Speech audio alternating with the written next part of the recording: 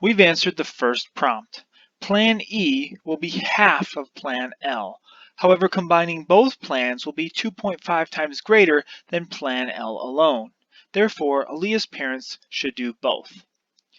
Making a chart, prompt 3, is actually easier at this point than prompt 2, writing functions for our plans. True, the formulas we've written so far are technically functions, but they are only functions for a given year. For instance, this function only applies for year 7. It's not a function for all 18 years. It's not a function for the entire plan.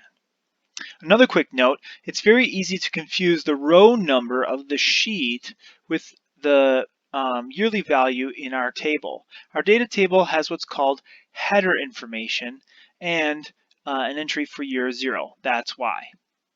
All right, what were we doing? Charting our data. Well, what type of chart should we use? It's okay if you haven't committed, but you should know a line chart or a bar chart is best for our data. We'll employ a vertical bar chart called a column chart for clarity. Most any spreadsheet software makes charting as easy as 1. Selecting our data,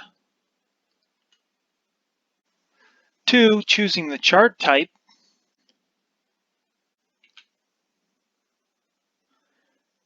and 3. Tweaking the output.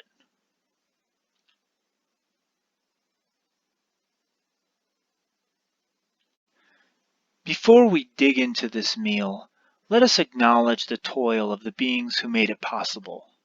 Fast forward past the centuries of mathematics being utilized here, just imagine the tedium, not to mention all the opportunities for human error, of making this chart by hand. For this convenience, we are grateful. To the souls who devised spreadsheets and the fine folks who built this software, offering it freely, we salute you. Now, back to work.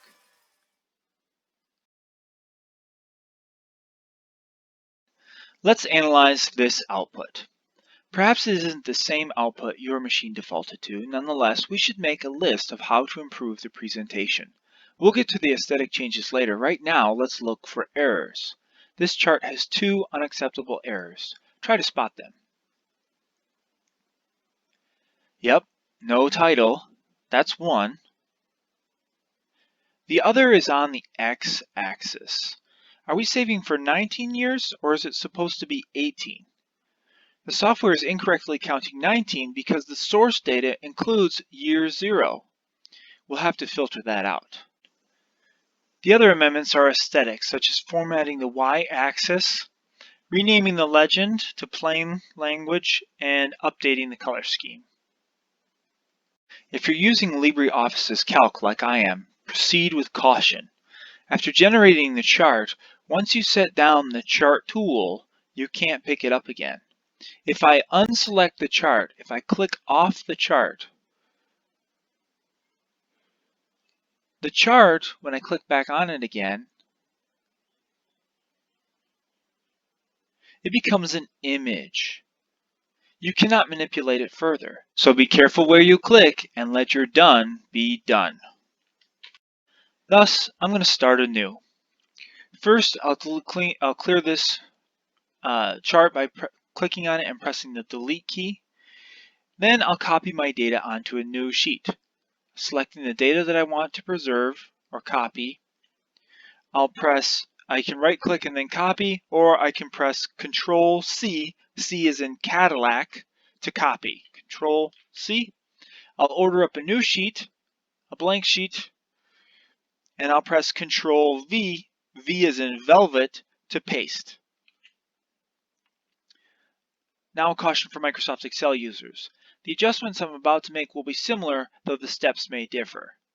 After selecting all my data, I'm going to go to the Insert and then Chart command. You may have noticed that my screencasting software doesn't recognize pop-up menus of the spreadsheet. Therefore, I'm showing you a screenshot of the chart wizard that pops up. I don't recommend the wizard anyway. All its features can be found in the chart toolbar. I'll click Finish to proceed. Your chart may appear different than mine. This one's for demonstration purposes. Let's start tweaking. Every chart needs a title. Click on the Titles tool, which can be found right here, this button. And in the titles menu, enter Aaliyah's college savings. For clarity, I'll label the x-axis as year. The y-axis is already labeled in dollars. To fix the year 19 error, we'll be adjusting the data series, which can be found within the Data Ranges menu. Click on the Data Ranges button here, and then choose the Data Series tab. Select Balance E, click on Y values, and we want to change the range for the Y values. Somewhere within this greasy code is a reference for B2, and we want to change that 2, which I have highlighted here, to a 3, so the software knows to filter out B2 from the chart and begin with B3. We don't want B2, we want to start here in B3.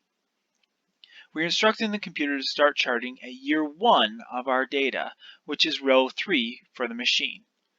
We have to make the same alteration for balance L, where the column C, as in Cadillac, should start at row 3, and balance B, where column D, as in Delta, should start at row 3 as well.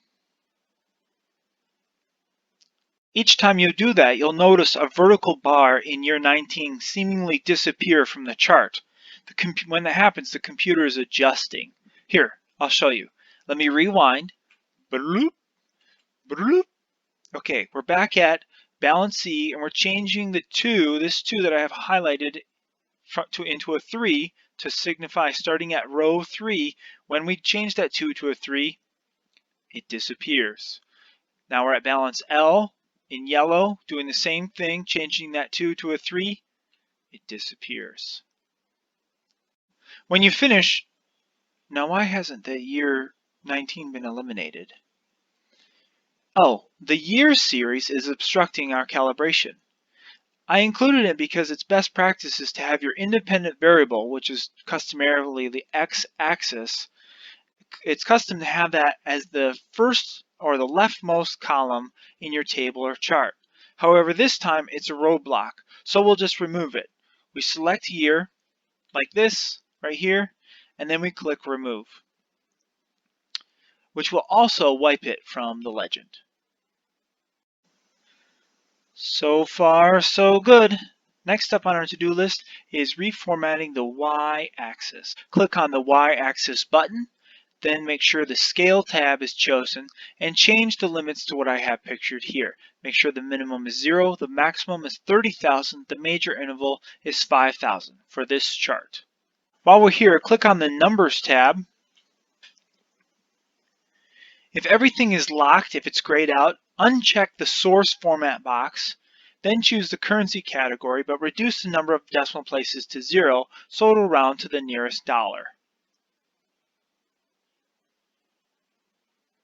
To edit the labels in the legend, click on the Data Ranges button again. For balance E, erase the range name and type in Plan E. The quote marks allow us to capitalize. Repeat this twice more for Plan L and for Plan B. Last on the to-do list is to change the colors. I want them to match my colors in the data table. To do this, I will format Data Series. No, don't click on the Data Ranges button.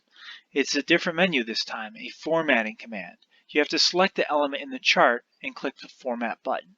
Most spreadsheet users will probably right-click their way to it by clicking on one of the bars, right-clicking on one of the bars, and choosing Format Data Series, or use the interface knobs. From there, you should be able to figure your way around. It's all cosmetic anyway, so excuse me as I skip past the shopping to get my original colors. There.